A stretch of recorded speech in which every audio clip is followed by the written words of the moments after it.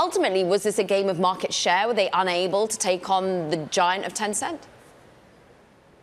Ultimately, it may have been that, but I don't think that the games industry has ever been ByteDance's primary focus. You know, TikTok and Douyin, as it's known in China, are just huge forces to be reckoned with around the world. And ByteDance entered the game space with Nuverse several years ago, but it really doesn't have a strong percentage of their global revenues in any given year. They have some flagship brands that they acquired, such as Moonton's Mobile Legends Bang Bang, but that's really well known throughout Southeast Asia. It hasn't even launched yet in China. This could be just at the 5-year mark. They're looking at what their 5-year plan might have been and saying, maybe we need to restructure a bit. It's good to set the scene because like Tencent is the giant, not just in China, it's the gaming giant globally.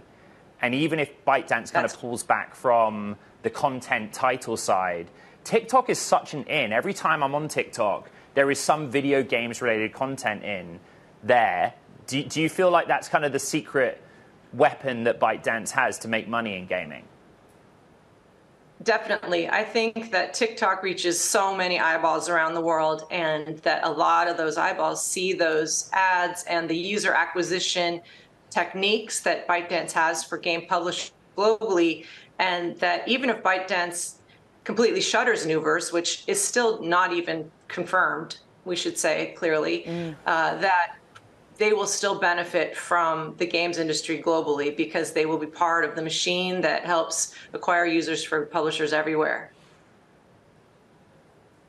Lisa, the big regulatory crackdown on gaming in China was very much and a socialist mantra around, you know, what society is exposed to. Does that regulatory risk remain in China if you're a video games maker? The regulatory landscape in China has always been, in the 20 years I've covered that market, and will always be the #1 hurdle to, you know, a known entity for game companies anywhere, even if they're domestic and if they're international, certainly, to be able to launch games and then have you know, success in that market. But I think that most of the regulatory changes are behind us now, and that people have some stronger footing to move forward.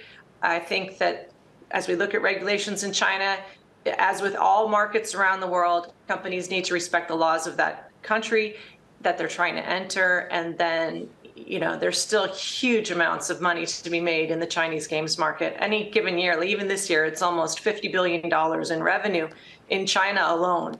Yeah. And so I think that that's a big part of the global market, and there will be benefit there for all companies. And that's why we saw some pretty high-profile acquisitions. I mean, notably, ByteDance made one itself. Back in 2021, I think it was, it splurged $4 billion in buying up Shanghai Moonton Technology. Bloomberg's reported that they're likely to spin off, sell that at least. Is there a market to be selling into this environment at the moment? Are gaming studios very valuable, or less so than prior to the regulatory crackdown? Well, I think that there's a lot of internationalization of Chinese companies to the rest of the world in terms of mergers and acquisition or sell-offs or more. And if ByteDance were to sell off Moonton, then that game, their game, Mobile Legends Bang Bang, is very popular throughout the world. And I think that they would have a buyer waiting for it. There are rumors that they would sell off Moonton. Again, I don't think that's ByteDance's mainstay business, and there has been a ripe appetite for acquisitions, particularly out of the Middle East, such as in Saudi Arabia, with the Public Investment Fund or Savvy Games purchasing recently Scopely and already dedicating $38 billion to investments of any kind of company or studio to be able to build Saudi Arabia's games industry, you know, probably with an eye on becoming what China has become. So it's not surprising that there would be acquisition around the world, and that Moonton would be one of the brands that might be something that people would be interested in. I was a bit surprised that ByteDance might want to sell it off because it is a well-known brand, and that game, Mobile Legends Bang Bang, is one of the biggest mobile esports titles around, and they're about to launch in China. So Why they would sell that off, I'm not sure, and I'm not sure that they will. It really depends what the extent of the restructuring of Nuverse really is.